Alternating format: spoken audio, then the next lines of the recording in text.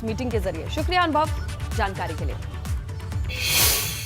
और चलिए आगे बढ़ेंगे और अब बात चाचा भतीजे के बीच जंग की कर लेते हैं। सपा के राष्ट्रीय अध्यक्ष अखिलेश यादव और शिवपाल यादव के बीच तकरार लगातार जारी है। शिवपाल यादव ने अखिलेश यादव पर उस बयान पर अब पलटवार कर दिया है जिसमें अखिलेश ने शिवपाल को भाजपा में जाने की बात कही थी।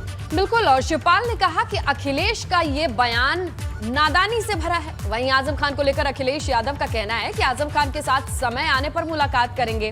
आपको ये बताएं कि शिवपाल यादव ने आजम खान के बहाने सपा और मुलायम सिंह को घेरा था।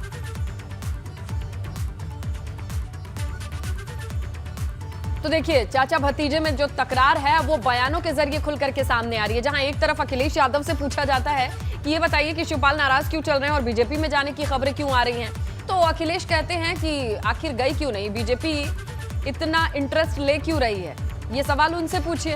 इस पर शिवपाल ने भी पलटवार किया कि ये जवाब तो नादानी से भरा है।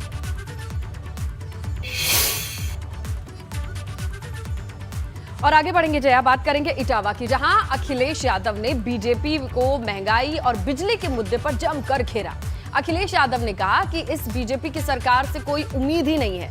इसके साथ वो कहते हैं कि बिजली आपूर्ति पर कई सवाल हैं और सरकार बदल जाती तो बिजली की व्यवस्था बेहतर होती, सुधर जाती।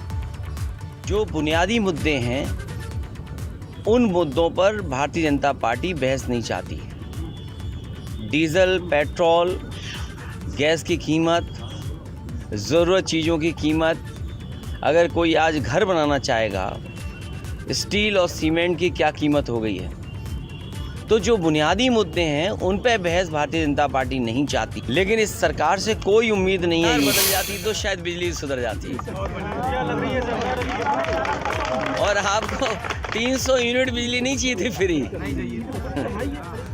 तो समाजवादी सरकार होती तो बिजली, आज सरकार से पूछिए कि आपने दिल्ली और लखनऊ की सरकार होने के बाद कितनी मेगावाट बिजली बढ़ाई है। पूरे चुनाव पर हम लोग कहते रहे कि बीजेपी ने कोई बिजली का उत्पादन नहीं किया। और अब बात यूपी में लाउड स्पीकर्स की कर लेते हैं, क्योंकि धार्मिक स्थलों पर लाउड स्पीकर्स की आवाज कम होने पर यूपी में रिकॉर्ड कार्रवाई हो रही है। कई जगह मस्जिद में मौलाना और मंदिर के धर्मगुरु खुद लाउड स्पीकर्स को हटा रहे हैं।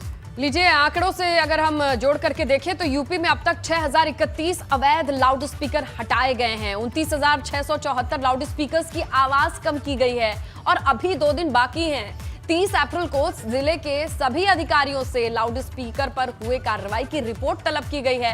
उसमें ये आंकड़े बदल जाएंगे, फ्लक्चुएट करेंगे और तब क्लियर पिक्चर सामने आएगी कि आखिरकार कितनी जगह लाउड स्पीकर जरूरी नहीं थे फिर भी लगाए गए थे, किनकी आवाज पर्टिकुलर डेसिबल से ज्यादा थी, उस पे भी कार्रवाई की गई है। तो 30 तारीख का इंतजार कीजिए जब ये रिपोर्ट एकदम क्लियर हो जाएगी।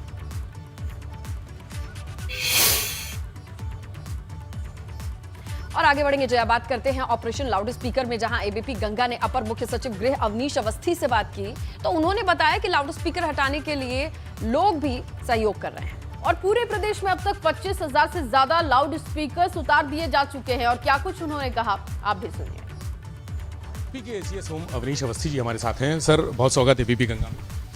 जी सर, लाउड स्पीकर को लेकर अभियान चल रहा है, कितना अभी तक कार्रवाई हुई? देखिए, मुख्यमंत्री जी ने पहले अभी कुछ ही समय पहले एक वीसी ली थी सभी वरिष्ठ अधिकारियों की, कमिश्नर्स की, एडीजीज की, आईजीज की। उसमें उन्होंने ये निर्देश दिया था कि जितने भी हमारे पुलिस के और प्रशासनिक अधिकारी हैं वो धर्मगुरुओं से संवाद बनाकर त्योहारों को बहुत ही अच्छे से मनाने के लिए, त्योहारों को जो है भव्य रूप से मनाने के लिए बैठक करें। 24 घंटे में बैठक आयोजित हुई और पूरे प्रदेश के हर जनपद में इन बैठकों का काफ़ी लाभ मिला। साथ ही साथ मुख्यमंत्री जी ने ये भी आदेश दिया था कि जो भी कानून है प्रदेश का लाउड स्पीकर्स के संबंध में, उस कानून का पालन हो। आपने खुद देखा कि कृष्ण जन्मभूमि पर मंदिर से लाउड स्पीकर उतार लिए गए। आपने खुद ही देखा और भी जगहों पर जो है जहाँ जहाँ इस पर कार्य हुआ तो मंदिरों से, मस्जिदों से, अन्य धर्म स्थलों से जो है लाउड स्पीकर या तो उतार लिए गए हैं या फिर उनकी साउंड जो है निर्धारित मात्रा में कर दी गई। अब तक जो कल तक की सूचना थी, लगभग 20 से 25 हज़ार जगहों पर ये काम हुआ है। हर जनपद में ये काम तेजी से हो रहा है और संवाद बनाकर, सहयोग करके जो है इस काम को किया जा रहा है, जिससे कि स्वेच्छा से लोग कानून का पालन करें और उसको आगे बढ़ाएं। बहुत शुक्रिया सर। हमारे साथ थे एसीएस होम अवनीश अवस्थी जी। उन्होंने कहा कि सारी व्यवस्थाएं कर ली गई हैं और 30 अप्रैल यानी जो लास्ट डेट है उसके पहले पहले ये लाउड स्पीकर की जो जहां पर जो परमिसिबल लिमिट है वो कर दी जाएगी, या फिर जो आपसी सहमति से लाउड स्पीकर हटाने की कार्रवाई है वो कर दी जाएगी। अगर किसी को कोई दिक्कत आती है तो वो अपने संबंधित थाने में शिकायत कर सकता है। कैमरा सहयोगी वीरेंद्र के साथ विवेक त्रिपाठी, एबीपी गंगा, लखनऊ। और वहीं सहारनपुर में